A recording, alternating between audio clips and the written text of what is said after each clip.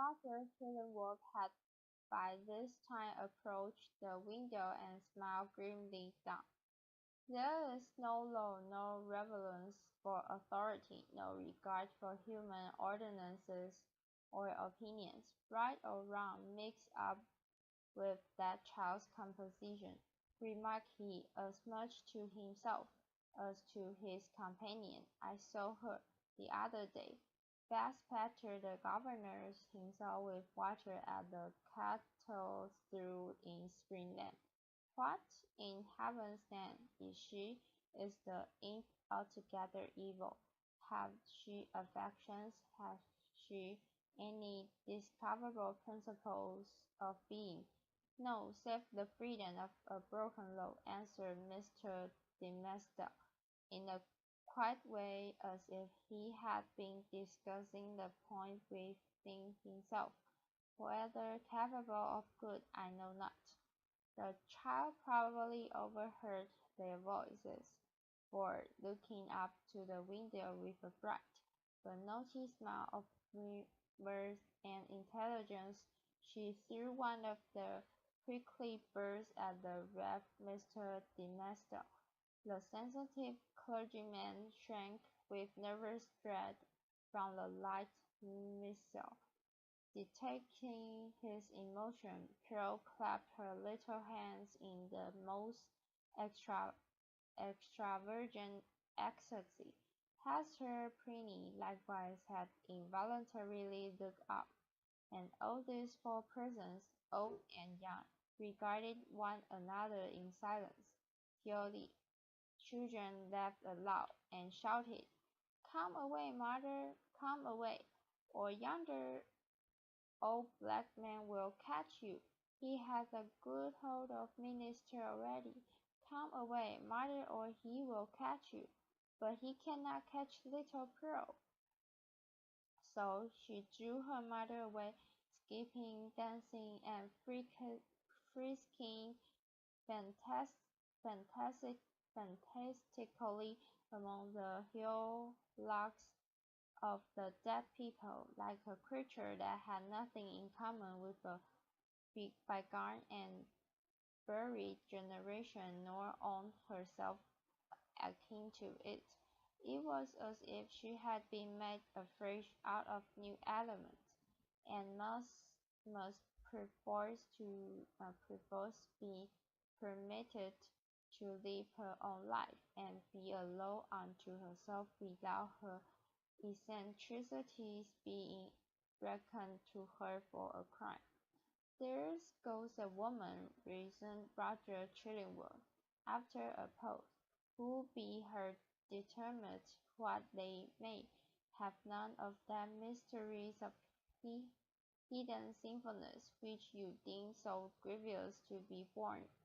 Is Hester Prynne the less miserable, think you, for that scarlet letter on her breast?"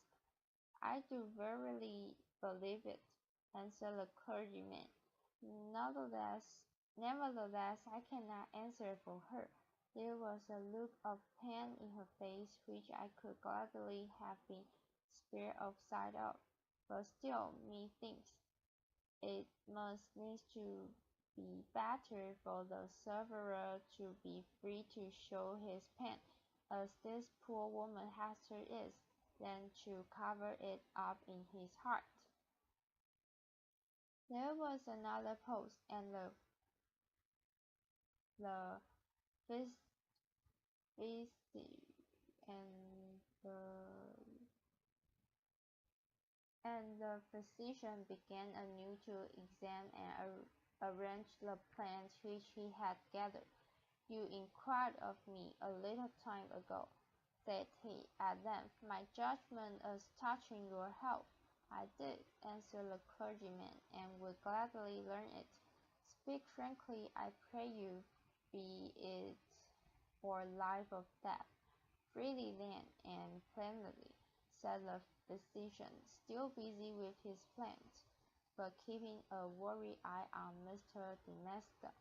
"The disorder is a strange one, not so much in itself nor as outwardly manifested, Insofar as this as the symptoms have been laid upon to my observation, looking daily at you, my good sir, and watching the tokens of your aspect now for months gone by, I should deem you a man sore sick.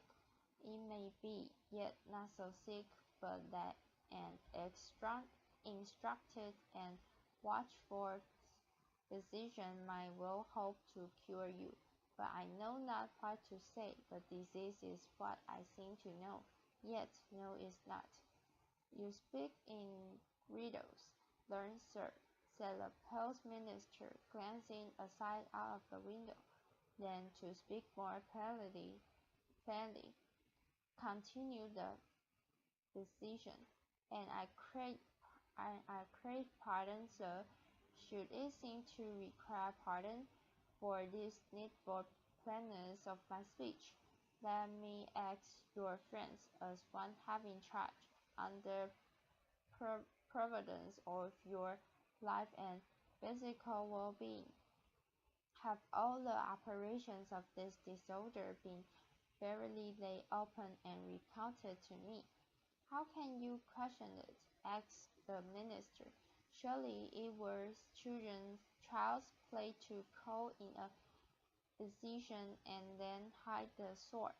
You would tell me then that I know all, said Roger Chillingworth, deliberately and fixing an eye bright with intense and concentrated intelligence on the minister's face.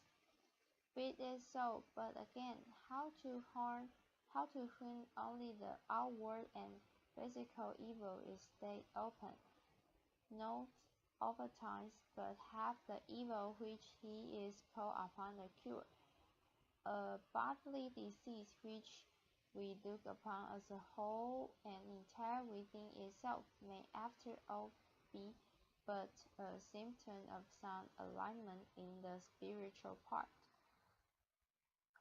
Your pardon once again, good sir, if my speech give the shadow of offence. You, sir, all men whom I have known, are he whose body is the closet conjoined, and imbued and identified, so to speak, with the spirit whereof it is the instrument. Then I need ask no further, said the clergyman, somewhat hastily rising from his chair. You dare not, I take it, in medicine for the soul. Thus, a sickness, continued Roger Chillingworth, going on in an unaltered tone, without heeding the interruption, but standing up and confronting the emaciated and white-cheeked minister with his low, dark, and misshapen figure. A sickness, a sore place, if we may so call it, in your spirit hath immediately its appropriate manifestation in your bodily frame. Did you therefore let your physician heal the bodily evil? How may this be unless you first lay open to him the wound or trouble in your soul? No, not to thee, not to the earthly physician, cried Mr. de Maistre, passionately, and turning his eye full and bright, and with a kind of fierceness, on old Roger Chillingworth. Not to thee, but if it be the sore's disease, then do I commit myself to one physician of the soul. He, if it stand with his good pleasure, can cure, or he can kill. Let me do some let me do with let him do with me as in his justice and wisdom he shall see good. But who art you, who art thou, that meddlest in his matter, that dares throws himself between the sufferer and his God? With a frantic gesture he brushed out of the room. It is as well to have made this step, said Roger Chillingworth to himself, looking after the minister with a great smile. "There is nothing lost. We shall be friends again anon. But see now how patience takes hold upon this man," and hurried him out of himself, as with one patient so with another. He had done a wild thing ere now. This pictures Master Demestiel in the heart patient of his heart. It proved not difficult to re-establish the intimacy of the two companions, on the same footing and in the same degree as heretofore. The young clergyman, after a few hours of privacy, was sensible that the disorder of his nerves had hurried him into an unseemly outbreak of temper, which there had been nothing in the physician's words to excuse or palliate. He marvelled, indeed, at the violence with which he had thrust back the kind old man, and merely preferring the advice which it was his duty to bestow, and which the minister himself had expressly sought.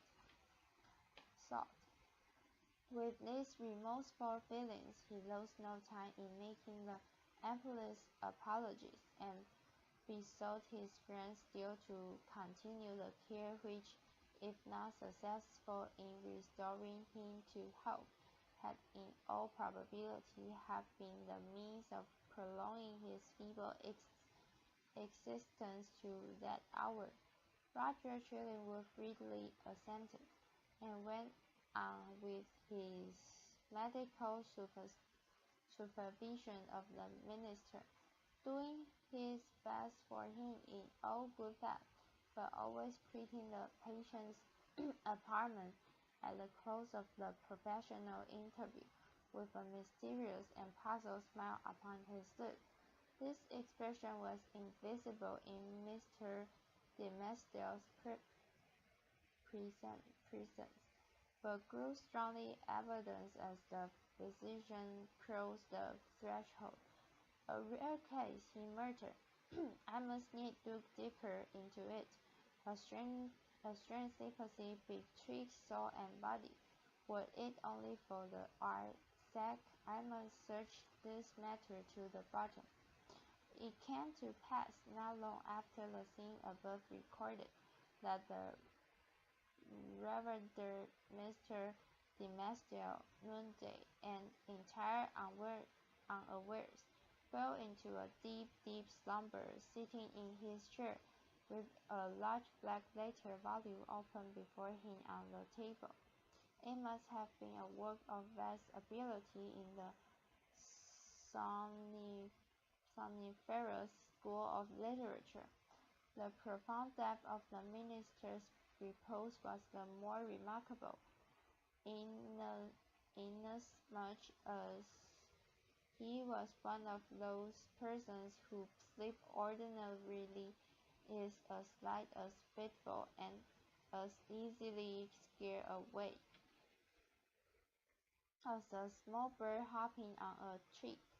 To such an unwonted remoteness, however, had his spirit now withdrawn into itself, that he stirred not in his chair when old Roger Chillingworth, without any extraordinary precaution, came into the room. The physician danced directly in front of his patient, laid his hand upon his bosom, and thrust aside the vestment that hitherto had always covered it, even from the professional eye. Then, indeed, Mr. Demestiel shuddered, and slightly stirred. After a brief pause, the physician turned away, but with what a wild look of wonder, joy, and honor! With what ghastly rapture, as it were, too mighty to be expressed only by the eye and features, and therefore bursting forth through the whole ugliness of his figure, and making itself even riotously manifest by the extravagant gesture with which he threw up his arms towards the ceiling, and stamped his foot upon the floor. Had a man seen old Roger Chillingworth at that moment of his ecstasy, he would have had no need to ask how Santa comports himself when a precious human soul is lost to heaven and won into his kingdom. But what distinguished the physician's ecstasy from Santa's was the shade of wonder in it.